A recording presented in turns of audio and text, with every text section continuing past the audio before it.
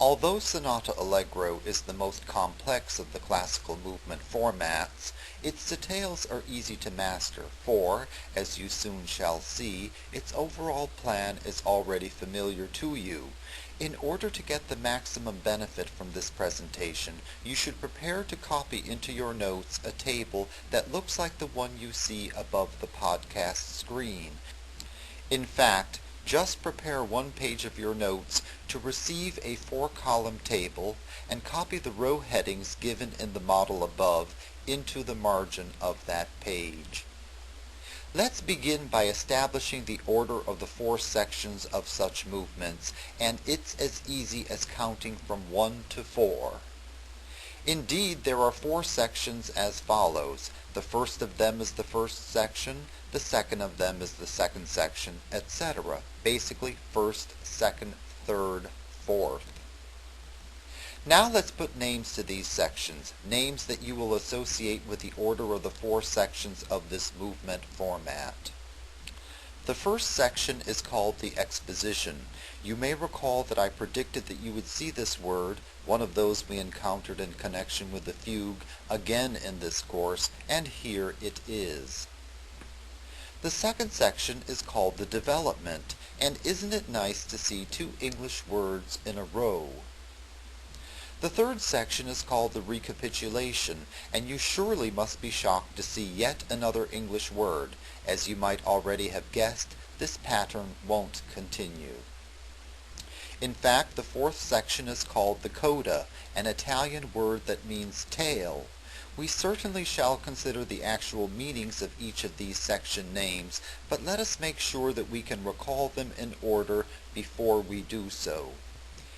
Indeed, if you can remember the name Cedric, as it is written here, that is with the emphasis on the E, the D, the R, and the final C, you can easily recall the order of the sections. Cedric, E, exposition, Cedric, D, development, Cedric, R, recapitulation, and Cedric, C, coda. It's just that easy. You can easily tell what the function of each section is if you know the literal meaning of its name. For example, the word exposition clearly has 2 parts, the word position, which means to put into place, and the prefix ex, which means out. Indeed, the very word exposition means to put forth or to set out, so its function is to present the theme or the themes of the movement. This, as you already know, is also what happens with a fugue subject in a fugue exposition. The word development literally means to unfold. The very word itself looks a bit like envelope with a contradictory DE at its beginning. Its function, therefore, is to manipulate the theme or the themes of the movement. In fact, classical composers constructed their themes from repeated motives and repeated phrases so that they could break them down into their smallest parts in this section of the movement.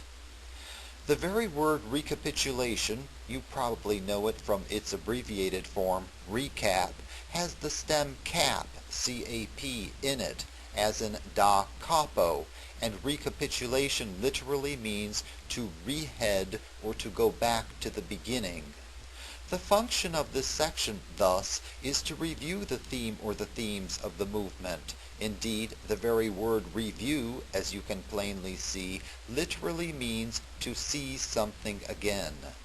Although the word coda itself may be new to you, it is easy to see that it is the opposite of the word capo, the Italian word for head.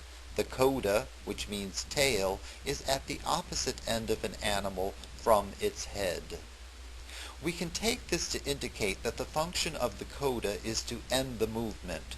Really, you will thank yourself for remembering the Italian words capo, which means head, and coda, which means tail, as representing the beginning and the end of something, just as they might be used to describe the beginning and the end of a cat, a dog, or some other animal. Basically, the first section, the exposition, which means to put forth or to set out, presents the theme or themes.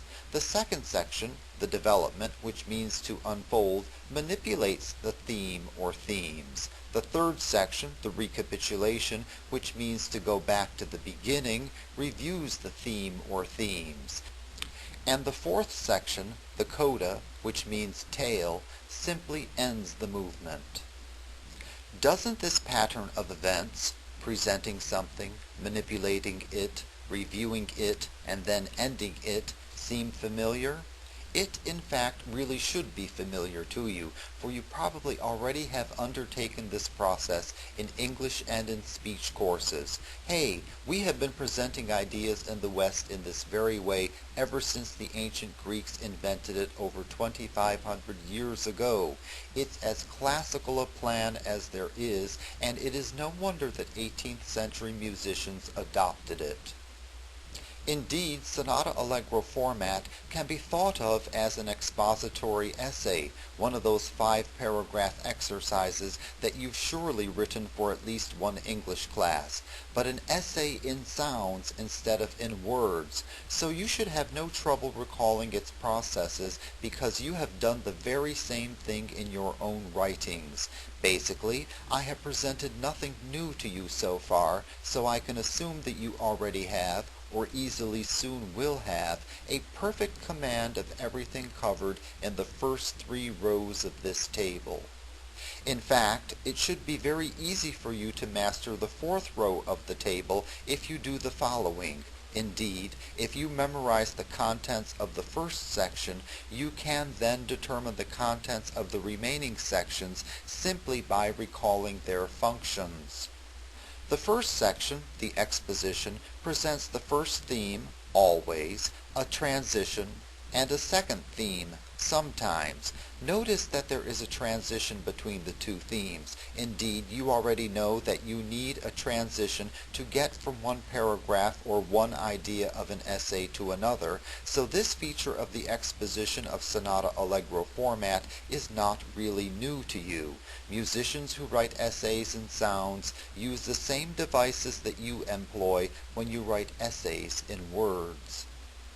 Since the function of the second section, the development, is to manipulate the theme or themes, and since you know that classical composers created their themes so that these melodies could be broken apart into their smallest elements, motives, it should come as no surprise that the development contains fragments of the motives.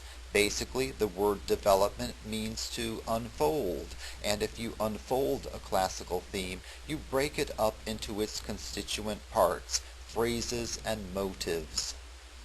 Since the function of the third section, the recapitulation, is to review the theme or themes, and since you know that classical composers presented the theme or themes of the movement in the exposition, it should come as no surprise that the recapitulation contains the very same elements that were presented in the exposition, a first theme, a transition, and, in our example, a second theme.